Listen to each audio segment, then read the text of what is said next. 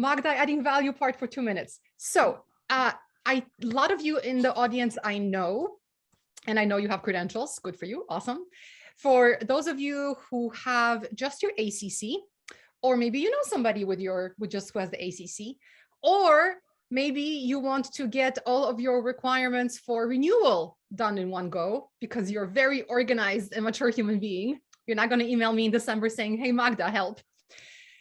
If that sounds like you, we have some exciting new things starting. So in their infinite wisdom, ICF, keeps changing life.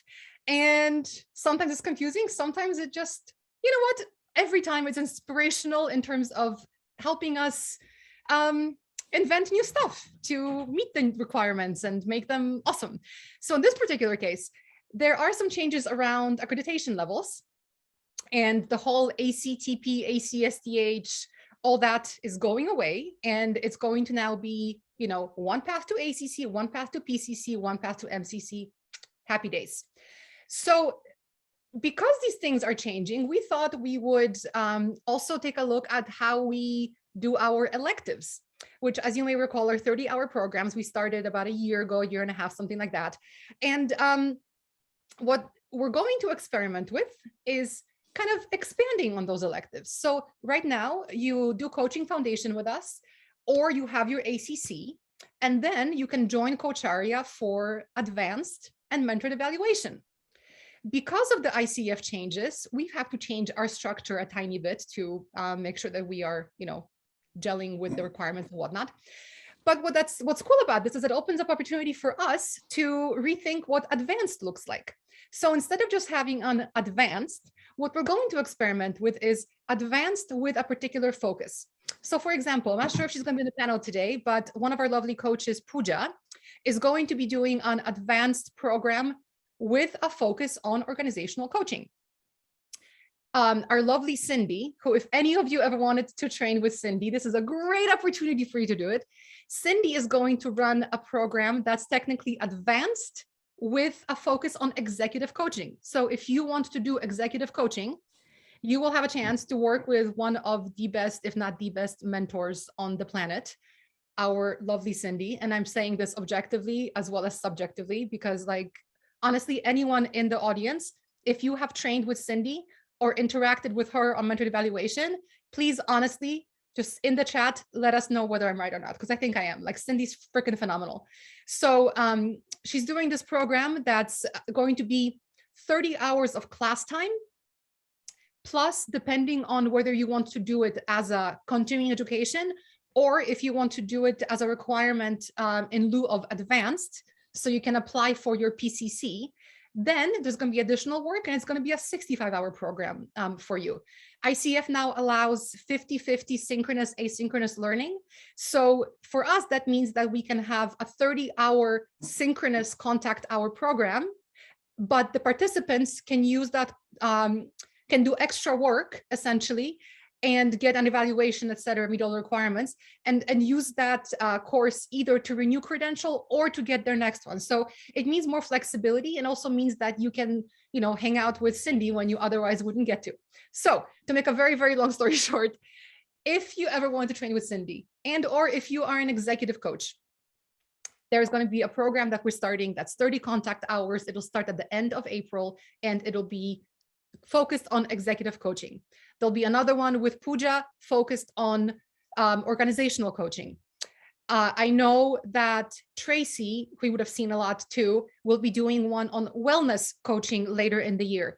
So look out for things like that. And my big request is that if there's a particular area of coaching that you think this kind of approach would work for really well, please email me, because right now is when we're doing our planning of what kind of advanced programs we're going to offer.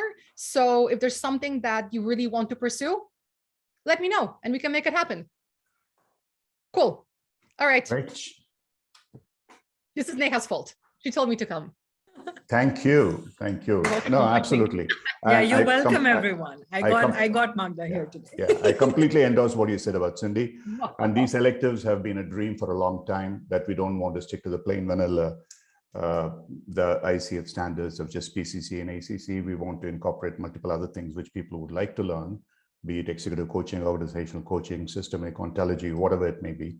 And so there's a great opportunity for people to specialize in what they would like to make as a niche in terms of coaching later and be trained for it and get the credentials as well. Yeah, fantastic. Okay, Neha, all yours. You can start, and I'm here at your disposal. Thank you, Magda. Thank you, Ram. Thank you, everyone. Thank you, Magda. All right. Hello, everyone. You know, I just have to say, Ram, that I'm always so surprised, pleasantly surprised and amazed by the fact that we have such an international audience. We have people signing in from Switzerland, France, Bangalore, Rio, Johannesburg, Dubai. Wow, it's quite a privilege. UK, Pune, amazing.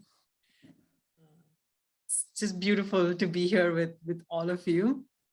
And today we were actually going to have someone, but you know, there's a pandemic going on and emergencies happen. So unfortunately, we couldn't be joined by a guest.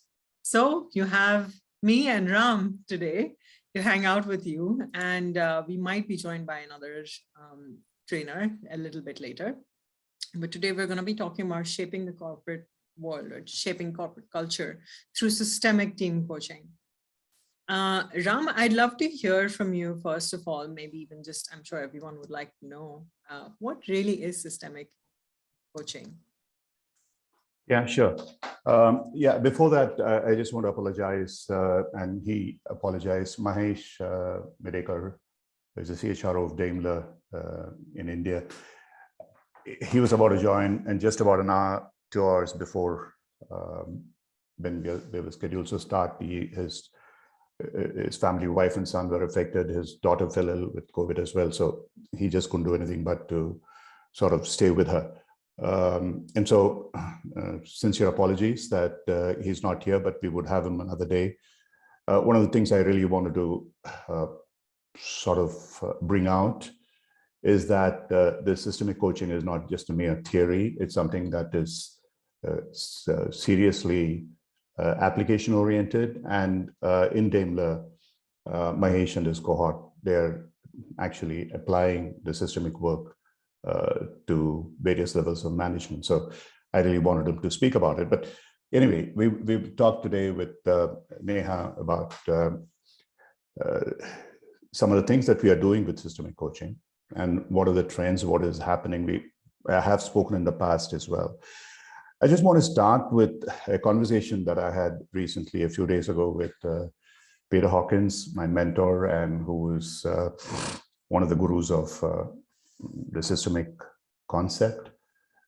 Many of you might have heard of him. He's about to release his latest book, one of many, which is called Coaching from Ego to Eco, or something like that, Ego to Eco Coaching.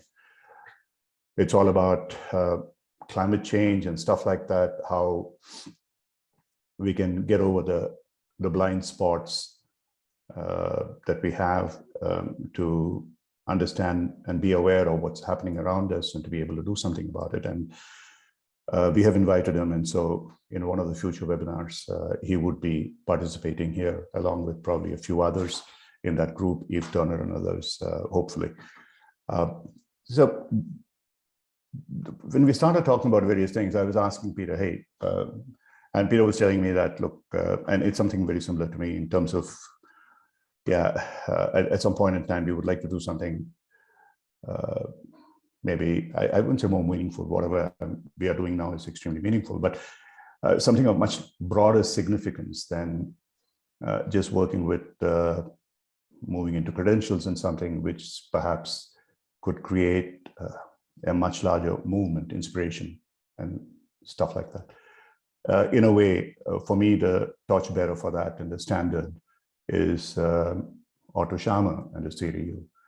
The kind of influence that's provided, the inspiring approach, and touching millions of people today, and the millions of people in turn touching probably, hopefully, at some point in time, billions of people. So Peter was telling me when we started talking about it, he said, yeah, even when people say that they are being systemic and they are being, let's say they have a larger consciousness than what about themselves, but they always start with themselves first, not with what we would call moving from the self to a much larger space, but is there a way that we can bring them from the larger space into the individual, so that that's what influences? So I told them that one of the things that I've been experimenting with is in my cohorts, and there are some of you from my cohort here in the last couple of years, and especially for the last 2 years, I've been starting with this particular question in the beginning of every program. Please reflect on, what does the universe want you to be during this journey of about 9 to 10 months, or whatever that period of journey that is going to happen between us? And initially there is a bit of a confusion. Yeah, what do you mean? What does the universe want of me? And then there's a discussion in terms of what's the difference between what do I want, which perhaps others in the universe may approve, which is still coming up from, let's say, in a sense, the personal greed, personal desire, good, bad, whatever. And in this particular case, it's genuinely an acceptance that there's a larger energy that governs us, controls us. You don't have to denominate it as a religious entity or a god, whatever it is, it's just an energy. And then say, if everything is possible, in that infinite potential that exists out there, what Aristotle called the potentiality, the immense and inexhaustible potentiality, where all possibilities exist of the present, past, and the future in every space, which is not bound by space or time. What does it have there out there to offer me? And out of that, what am I going to choose? And it's not as simple as I say, obviously. And from there, we move into a discussion on a concept that we have developed. And I had practiced for several years during my monastic training and so on, was about creating your future, which is based at one level on this larger potentiality that's available, looking at the plenitude rather than the scarcity. At the same time, trying to figure out what are we good for. And in this, one of the multiple methods are available. What I've used is usually look at what is it that gives us joy, what is it that gives us happiness, and also what are our strengths, and putting them together to see, is there a pathway out there which gives us an opportunity for us to move forward. And based on that, we move to a short-term, near-term set of objectives. And then I always say that move into a much larger, much more distant objective, which may be seemingly confusing, not very clear. But even if it's fuzzy, can you look 30 years ahead of you or 40 years ahead of you, wherever you are? And I used at that time 65, and I was about 65 at that time, and I was looking at beyond that, but I used that. And I see Pranav, my son, is out there, who's a co-founder of Coacharya. And Pranav put the word 65 back to it. I think it's got something to do with a quarterback or whatever. I have no idea what it means, but anyhow, a 65 back, and that stuck.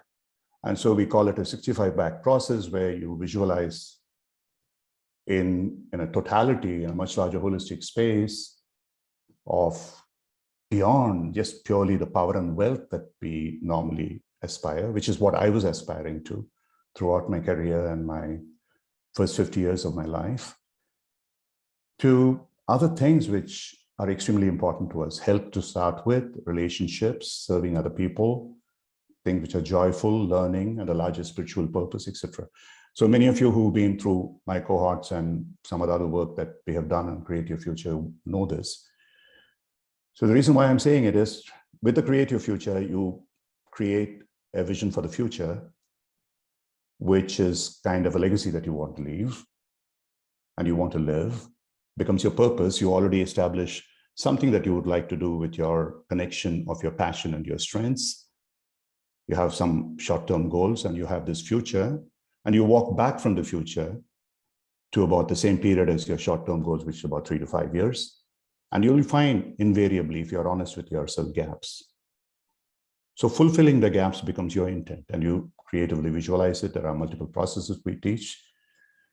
And so this is something I want to take up much more seriously. I was talking to Peter about this, and he said, it's a brilliant idea. And this is so beautifully bringing together what the universe wants in a way of you, which is a true meaning and purpose of it. Those of you who are from India and familiar with it would know it as a prarabdha karma, which is the pattern, possibility set that you are born with. And what is it that you try and do in your life? Like the Yoda said, don't just try, do it. And therefore, once you are clear about it, you start doing it. Now comes the surprising part. So about a few months ago, my daughter Chaitra, she also happens to be in this program. She told me, and they're both of them, son and daughter, both are PCC. So Chaitra told me that, look, why don't you watch this particular Coacharya program by Professor Laurie Santos, which has been the most popular program at Yale. So I went there and I was absolutely amazed. And then she refers to, of course, Martin Seligman, who's and I'm coming back to my son and daughter, but it's real. Pranav had recommended that I read Martin Seligman about 7-8 years ago, learned optimism, and I became a great fan of Martin Seligman. And Martin Seligman conducts another program at UPenn, which is something to do with authentic happiness and so on. Now, the brilliant part of it is what we teach at Create Your Future is exactly what they are teaching. And the great part of it is, unlike me, who's an ignoramus, they are able to come together with tremendous amount of research and statistical background and studies and say, hey, this is why it works.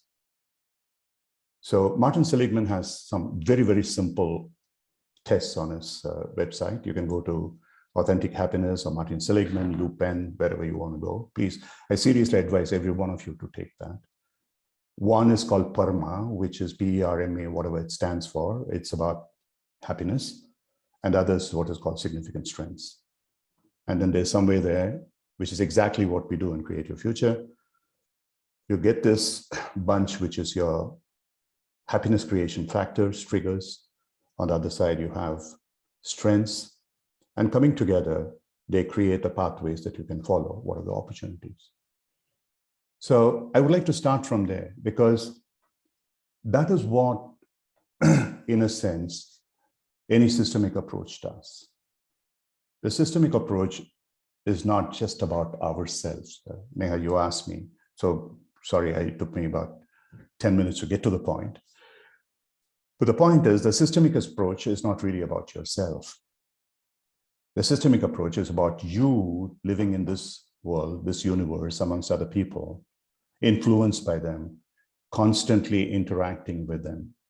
And together, are you coming to this balance between yourself, something like a homeostasis or whatever you might want to call it, between yourself and other people, and how well are you able to do it? So if you're going to be too greedy and just wanting, I want to grab the Trumpian way, that's one thing, which is sure to lead to your destruction and of other people. Or, okay, others want from me, and therefore I'm willing to sacrifice. There are many of us who go the other path. And at the end of it, you find that you're sacrificing a lot of life for other people, but you don't get anything done for yourself. And therefore, maybe you make other people happy. Perhaps you do, perhaps you don't. But you yourself are not living in a happy space. So the midpoint somewhere, the noble, great, wise Buddha said, is a middle path where you are able to integrate that what you want with what the ecosystem, the universe, or whoever wants. that's really where the beauty lies, where the happiness lies, the authentic happiness lies, where you can exhibit your strength. So I'll stop here for a moment. Pooja, you have joined us, Neha as well. So beyond this, if there are any questions or if there is anything else out on the chat from which you can pick up something, I'll stop for a while. Thank you, Ram. It's lovely to hear you elaborate on a topic. That's why we're here at a webinar, long form webinar. We're not trying to put a tweet together where we actually want to take the scenic route. We don't want to take the shortcut to the destination. So thank you for that. Pooja, hi, welcome. Everybody, this is Pooja. I'm sure you've seen her around. She's one of our lovely coach trainers, and she specializes in organizational coaching. And Pooja, I'd love to hear your take. Also, how are you doing? Well, I'm doing well, thanks. My first few words early in the morning. So joining you all from Vancouver, Canada. So just waking up. Thanks to Ram and the group. What a lovely way of, you've so rightly said, the scenic way that Ram takes us into understanding that whole deep dive of systemic coaching. So if I may share my 2 cents and continue on Ram's scenic route, I would say that he has so well articulated that it's an integration of who we are with the world. And I would say that I'll add to the analogy of using the breath. We breathe in and we breathe out.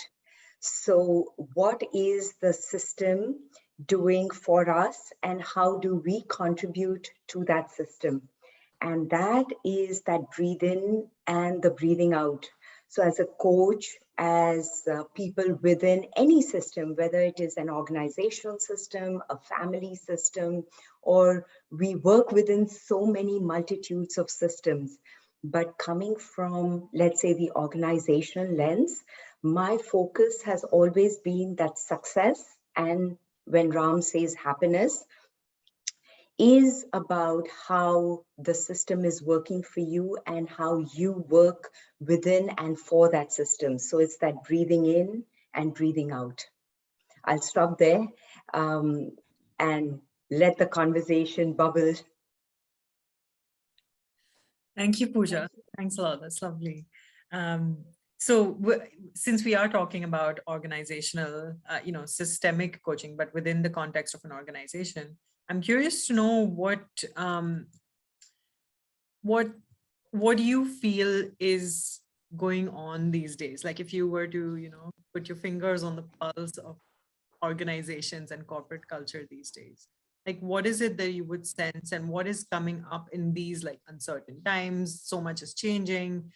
We're so many organizations are no longer meeting in person, and then you've got organizations like Coacharya, we've never met in person, and so we're chugging along. But everyone is feeling that there's a lot of emotion, there's a lot of things going on for a lot of people, and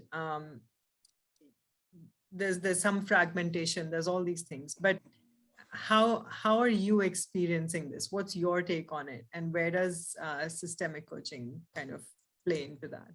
Just asking the easy questions. Yeah, well, I'm not personally experiencing anything because I'm quite used to being myself and doing the virtual work. But what I'm experiencing around me with many people, and there are many of people I recognize here who are running fairly large companies who are involved in one thing or another. I think what in the last 3 years has happened is, first of all, a clear realization that we are not in control. A tiny microbe, whatever you might want to call it, a virus, has taken control, and there's nothing that really we can do about it. How it's going to end, we don't know yet. Sure, we feel at this point in time, oh, we are almost licked it. Maybe we have, maybe we haven't. But certainly, for 3 years, we've been taken around in a merry-go-round, and this is clearly demonstrated. There is nothing absolutely permanent. There is nothing that the human kind, the human mind can say that we are totally in control. Now, as a consequence, many things are happening where maybe the concept of work from home, maybe the freedom that we have tasted. So there is today a wave of exits, resignations, or whatever it is. People say, hey, if you don't allow me to work the way that I want from home, I don't want to work with you. So you are seeing today, and certainly I'm looking at it from India, but I'm sure all over the world. And I saw today, I'll just quote that because I see that Akhil from Amazon is here. Amazon has just announced that they have doubled the salary limits for various grades, saying that we are now willing to pay more to hire people because we don't have them. And in institutes of management in India, every one of them, instead of the normal 6 days of the festival that they have in terms of recruitment, the circus that goes on, the first 2 days, the class has been exhausted. So companies are desperate to get talent. And I think it's fantastic. Finally, the worm has turned. It's not the employer, the big guy sitting out there who's controlling you. The small guy who is saying, hey, I'm in control. I can decide where I wish to go. And that is happening certainly in the corporate space. And usually the corporate space is the bellwether for what's going to happen elsewhere. And this is certainly going to happen in our political and social scenes. All these big fat politicians, the corrupt, I don't want to use bad words, but those are the only things that come to my mind at this point in time, who are creating this horrible scenario of intolerance and everything else in this country and everywhere else. And they're going to get their comeuppance because people are going to say, to hell with you. And this is not the way we want it to be. So in a sense, in a much, much larger sense, what's really happening, I think, and it's a great thing that is happening, is a disruption which is creating a new culture.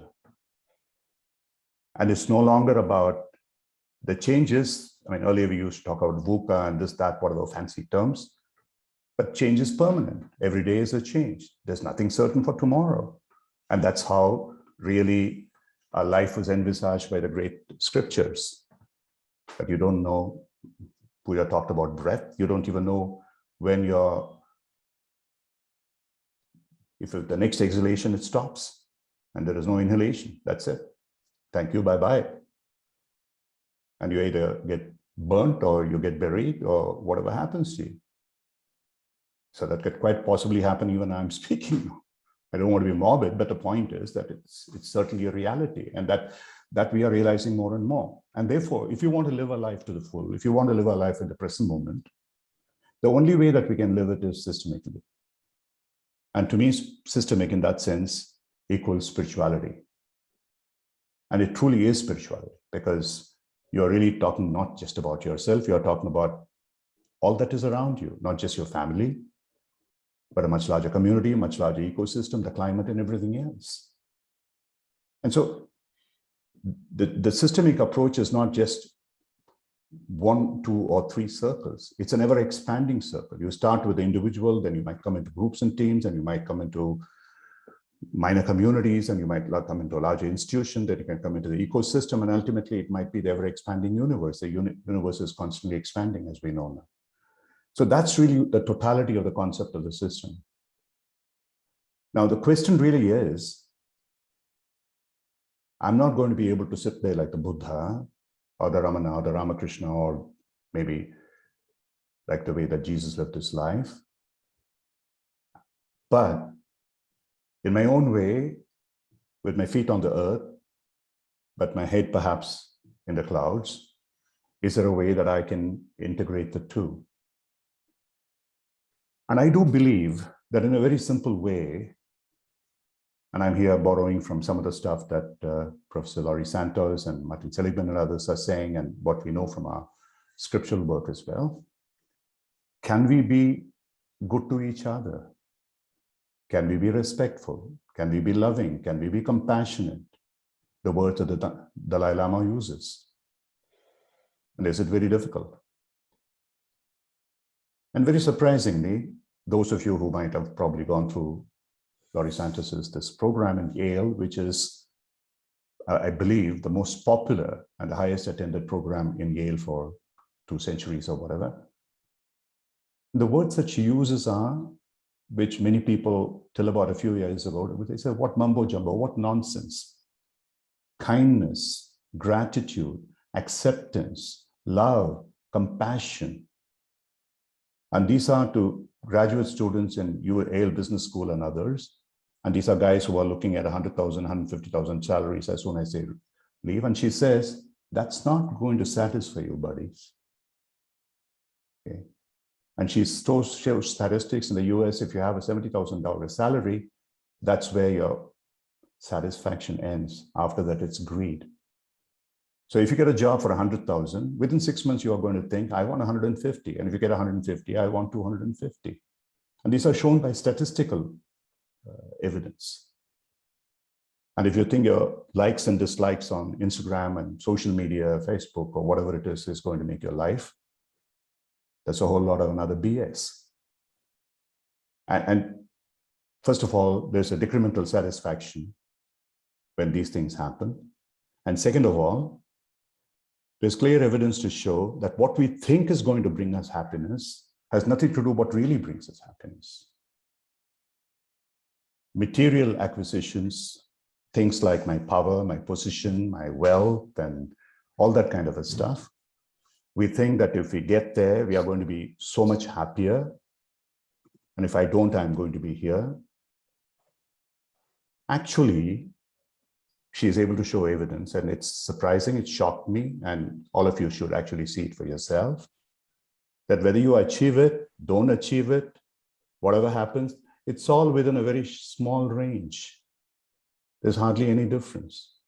There's something very deep in our mind system which accepts the fact that you are okay whatever you are. And this is really, for those of you who are familiar with it, is a message of the Gita. Don't get obsessed with what you want to achieve. Just enjoy the journey. And the leave in that space, Krishna as the God incarnate, he says, leave it to me, doesn't matter, but let it be. Just do what you have to do.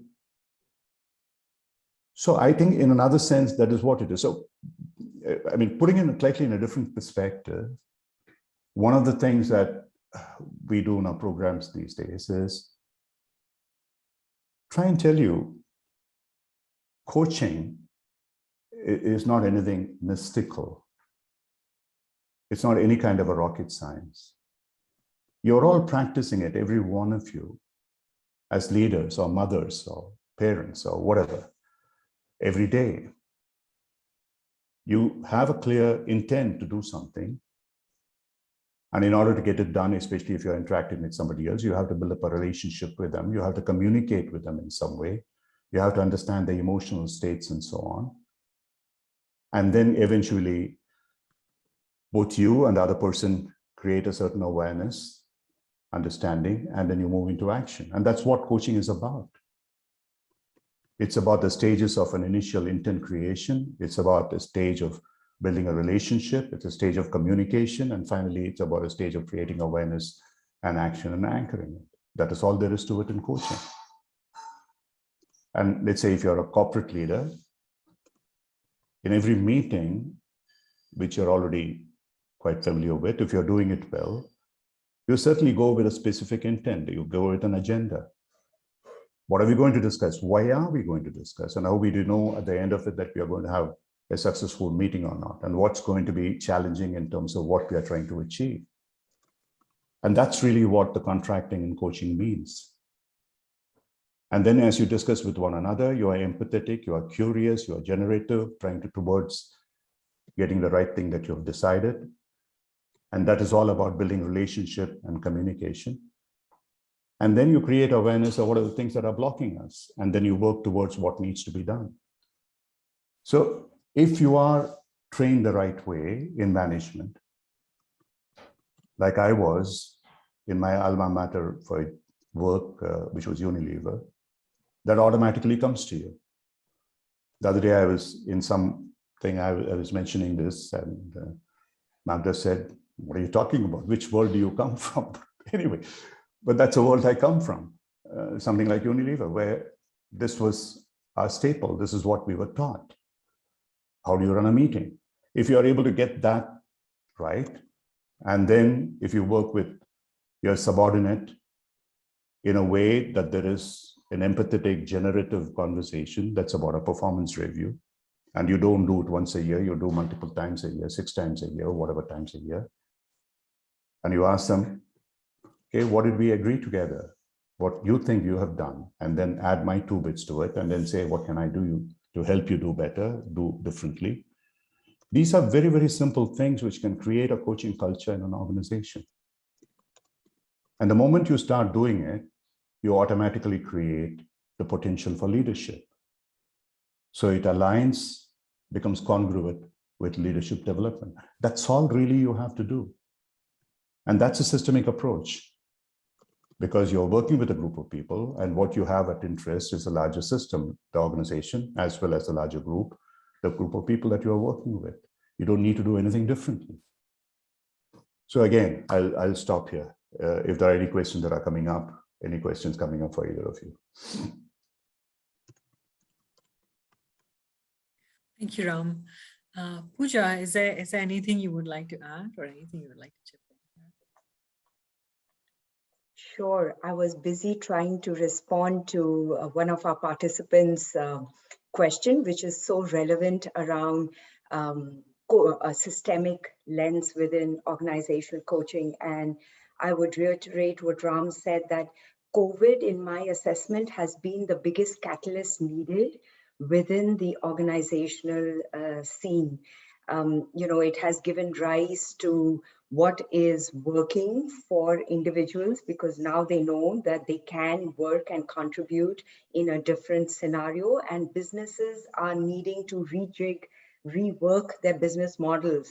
And so when the two come together, it is the most, I would say, poignant and potential space for systemic coaching to happen, because now you are recreating a way of the new way of existing, both for the individuals coming together, and as a collective organization.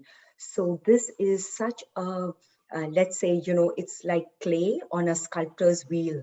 And that's where systemic coaching can have the biggest impact, and organizational coaching as well. Because when we talk about systemic coaching, I would say that it is part of an organizational coaching concept, because like Ram said, there is group coaching, there is team coaching, there is so much about individual coaching as well that goes on in that realm of organizational coaching.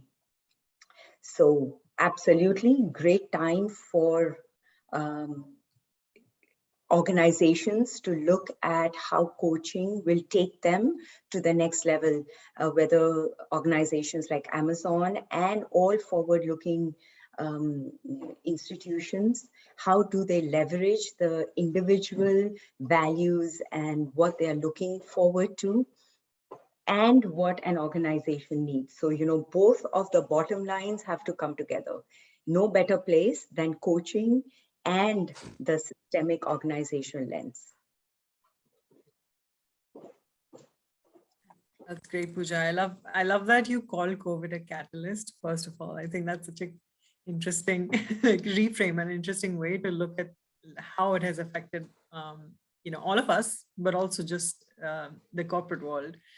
And I think Ram mentioned the Great Resignation earlier.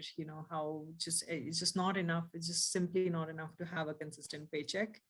And that because of the remote hybrid model and like all these different changes and disruptions, I think managers seem to have like now a really critical role in enhancing and kind of maintaining the health of an organization.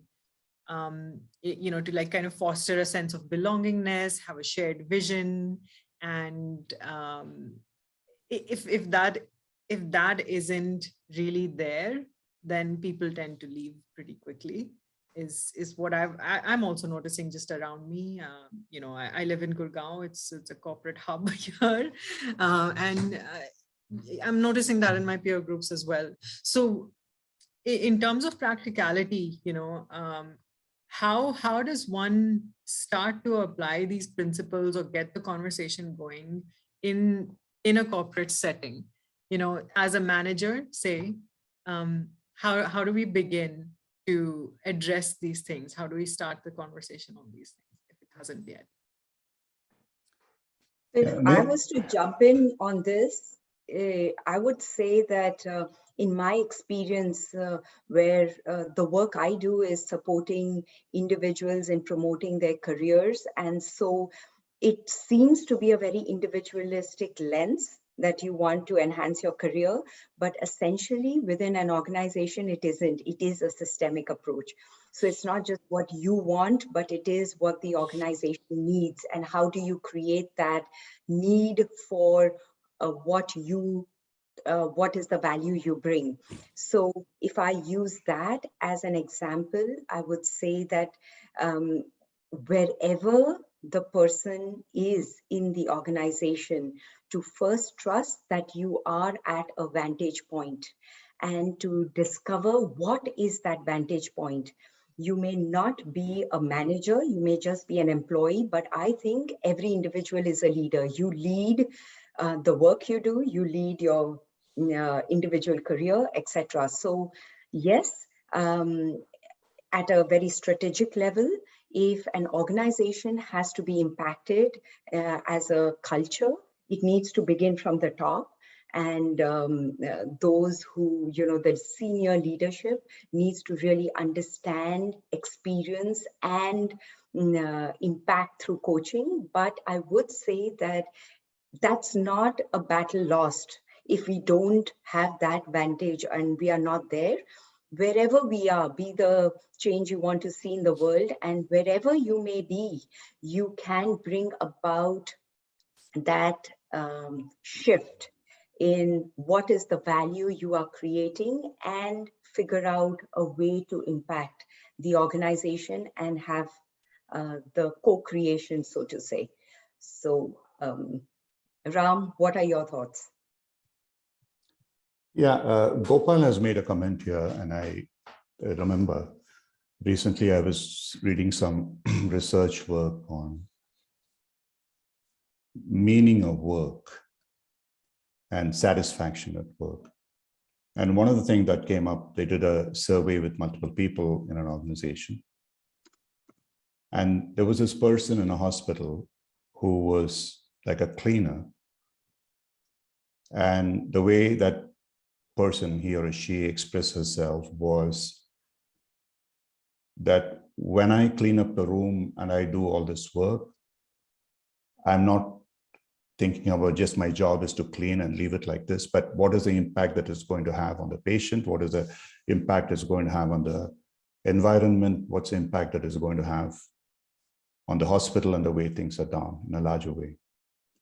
And that person, despite the job that she held, in terms of her happiness, she was one of the persons who found extraordinary meaning in that. But the levels, she said, when I do that, sometimes I come across a patient who says, oh, please help me do this, or whatever it is. I don't stop to think that this is not part of my job description. And I start helping that patient. And then I get into trouble, because my supervisor then turns around and said, this is not what you're supposed to do. Now, they measure the happiness of that supervisor. That supervisor didn't think her job was very meaningful. So ultimately, it really boils down to how do you look at the work that you're doing as a chore, or is it something you genuinely enjoy doing? And Gopal, you are absolutely right. It doesn't make a difference in terms of whether you are at the lower level of an organization or the higher levels of an organization. It's about how you work with a larger sense of purpose and what the larger system needs. And here, I do not want to define an organization as an endpoint in a system. Very often, we seem to think just because I work for this organization, whatever that company is, whether Unilever for me or something else for someone else, is the ultimate end. But that organization itself is part of a larger subsystem. It could be an industry space, it could be a country, it could be whatever else it is. And that in turn belongs to a larger system and so on. You keep expanding into it.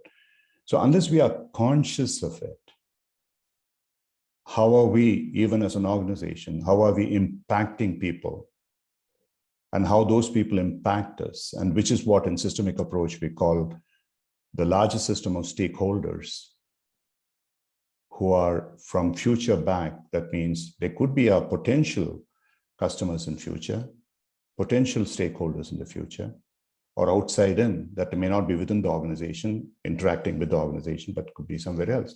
And this was something which came out very, very explicitly in a conversation I had with Economic Times. So somebody arranged this for some top 20 odd leaders to work with me for, I don't know, 6 to 8 weeks or 10 weeks in India. And one of the guys said, when we were talking about this kind of an approach, he said, look, I run a company which is into warehousing. And now I find that the people who are in the community of the warehouses, they are an important stakeholder, because earlier we couldn't even care. We don't even know who they are. But more recently, because of the pandemic, they have come up and said, no, we don't want to allow these trucks to come in here. All this work is going on. It's affecting us. We could get affected. And so we need to go the extra mile to make sure that things are right and they are stakeholders. So many more such things may come up in the future as well.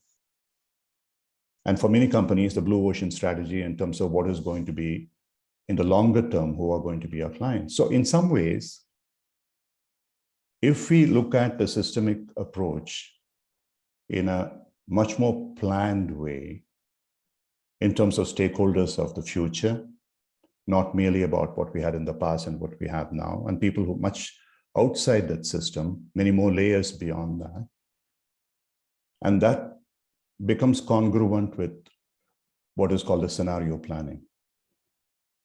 And the scenario planning is something that can take you 20 years ahead.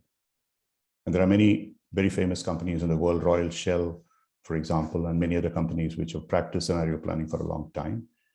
But anybody today can really take a systemic approach and look 5 years or 10 years ahead of time to see what's likely to be the new triggers for us.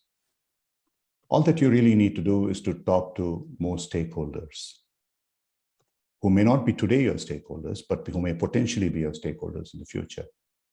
They may be the children of your current customers, perhaps even your the grandchildren of your current customers. Now, all this means some effort.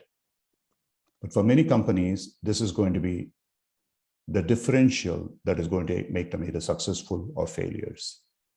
So that's what I want to leave with. We have a few minutes more. I don't know if there are any other questions that are coming up here.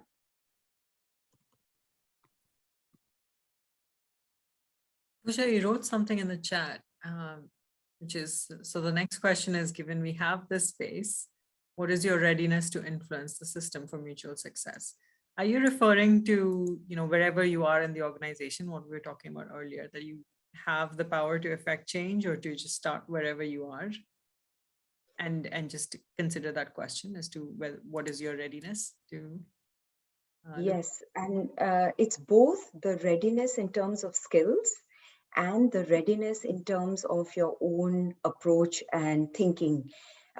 Because when we do know, if we go from the previous intention of what is needed and what is not happening, then we are not able to break through the silos, or we are not able to break through those barriers. But as we said, due to COVID, the past 3 years have really been teaching opportunities, both for individuals and organizations. So while we do notice that at an individual level, we are changing, we are becoming more aware, I am throwing that out that what is making us believe that organizations aren't? There are organizations who are waking up to this new reality and perhaps even questioning, so what next? How do we do it? Maybe they are coming from that growth perspective. So considering and giving that benefit of doubt, we need to be ready to impact and bring that change to form something new. And that can only happen when we do have the adequate skills as well to impact that change. So what I mean is getting those coaching skills, getting those perspectives that we at Coacharya are providing. So it's both the individual and the organization. I think everyone is ready. I think this, there is a reason why we are having this conversation today, else we would not be out into social media talking about it and having such a large audience, participation. So there is that readiness. The spaces have opened. What are we now able to do?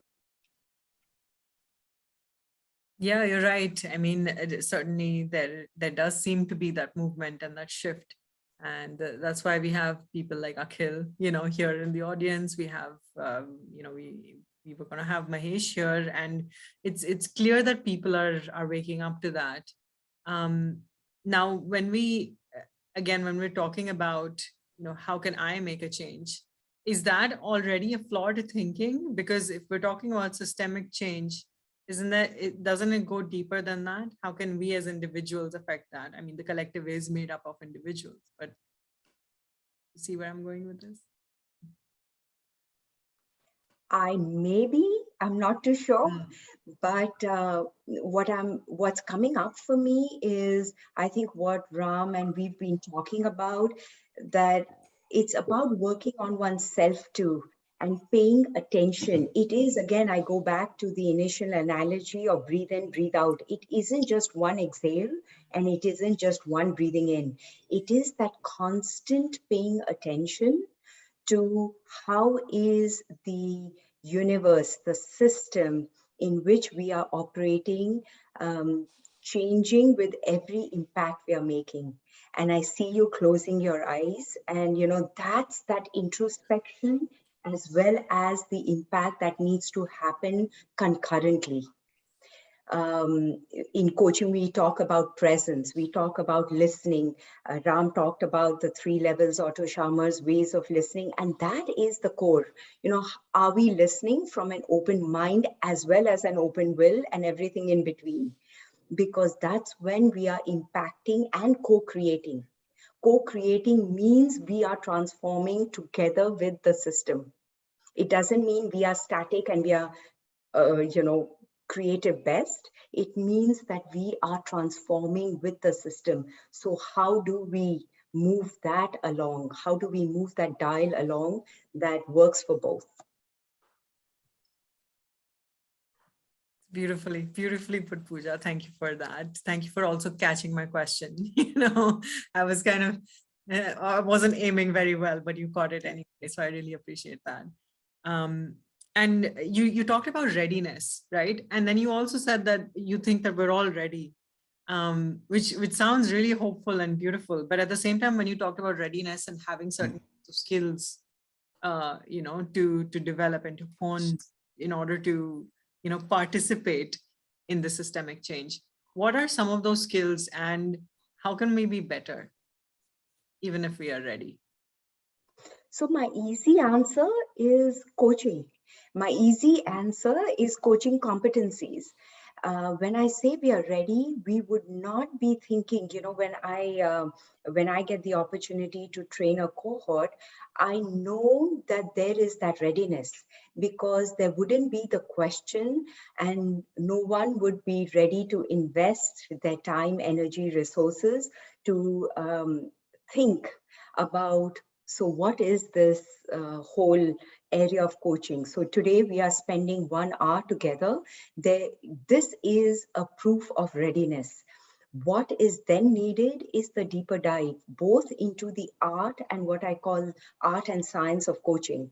Science is the skills. Come join us in any of our electives. You know, all of us are here imparting our experience and knowledge. And that knowledge is the science. And then the art is that constant practice. I call it the mindset. You know, competencies also talk about the mindset. It is how we work on ourselves every day. We don't need to be the coach in the room.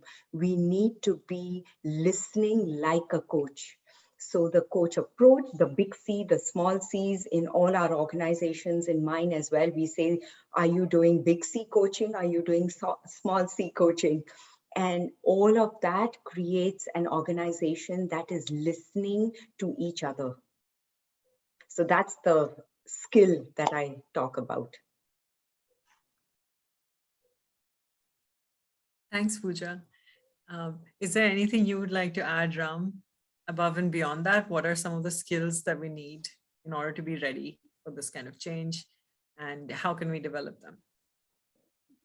Okay. To me, when we ask a question about are people ready, it's like, have you stopped beating your wife? You know, no one is going to admit that they're not ready. The question really is, are we even aware of what's happening around us? Now, Pooja referred to Otto Sharma. Otto Sharma's study shows that fully 80% of us are blind. We have a closed mind, we have a closed heart, we have a closed will on multiple things. So if you look at it from that perspective, I don't think any of us is ready. But the good news is maybe there are 20% who are willing to open up and see. So there are interventions that are possible, be it the Theory U kind of labs or the kind of work that we are doing, or whether it is coaching in a larger sense, which is not merely about that elite coaching or one-to-one, which is at a much larger level with a systemic approach. It needs to create that concept. It needs to create that awareness that there are things happening around us. And I'm not talking about just executive things. There is intolerance around us. There is injustice around us. Now, the question is, like Peter Hawkins used to ask this question, what were the coaches doing when the banks were collapsing and when something else was burning?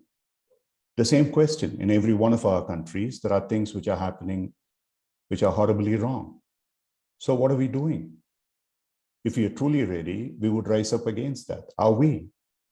So that readiness depends upon each individual to answer for themselves. What are they doing for it? Even if they are just speaking out, whether they are writing about it or experiencing it and talking to a few people.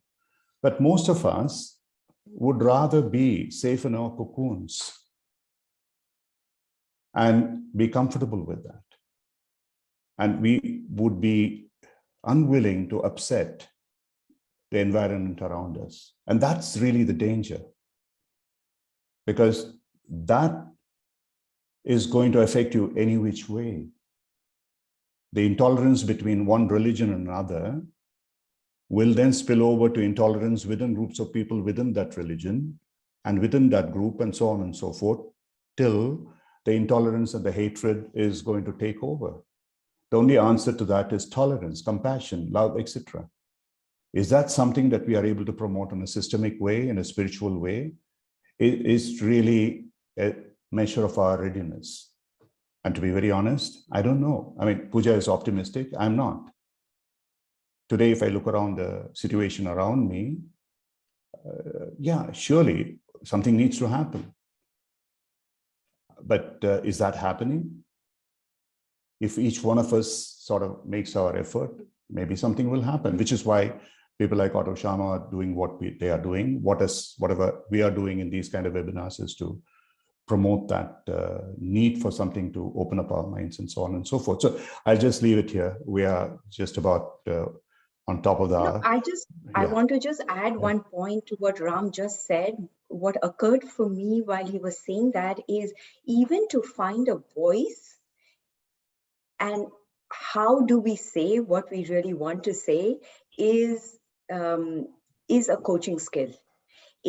Coaching is not just about asking questions. It is showing up ready to listen. It is showing up ready to, speak your heart and mind in a way that another person can listen. So creating those spaces. So I think what he's saying is so well, at least for me, it was a realization that, finding, it's not just saying and voicing yourself, but how do you put this across that people listen? So thanks, Ram. That's so true. Yeah. Anyway, I mean, it's a never-ending existential question. So, yeah, I can afford to say it where my expiry date is close, so I don't have much to worry about if anything goes wrong. But for many other people, if I were 30 years younger, probably I would have some reservations about saying what I honestly feel. So I'm not as brave as I appear to be. It is more that my situation allows me to say what I feel like without having to worry too much about it. But the point is, you're right. Each one of us has to be that strong listener. And in a way, the coach in that sense, where you are aware of what is going on around you and you are willing to listen and willing to sort of say something which is authentic and congruent, but at the same time in an appropriate way, using the Coacharian approach. Okay, thank you very much. I think we have reached the time for our session. Thank you. Thanks a lot, everyone. I think it's beautiful that we ended on this note, and also just saying, not categorizing people as optimistic or pessimistic, but I think just having that nuance, having that richness of complexity, allowing ourselves to be a little bit more complex than that. And, what really is coming up for me is also, no matter what your stance may be, or no matter what your approach may be, I think if we just remain curious as the future unfolds, we can, we'll figure it out. We'll figure it out. Let's make our sessions controversial. Yeah. Okay, take care. Bye. All the best, all of you who stayed through the session. Bye-bye. Thank you very much for being here. Thanks, Pooja. Thanks, Neha. Thank you very much indeed. Have a great evening, day, and once again, night. apologize for Mahesh not being able to be here on his behalf. Thank you. Bye-bye. We compensated, didn't we, Ram? Surely we did. Controversy. But probably there are people who expected Mahesh here. So I'm so apologizing for that. Yeah. Thank you. Bye-bye. That's true. Okay. All right. Thank you, everyone. Thank you, Pooja. Thank you, Ram. Yeah. Thanks. Bye. Have a great day.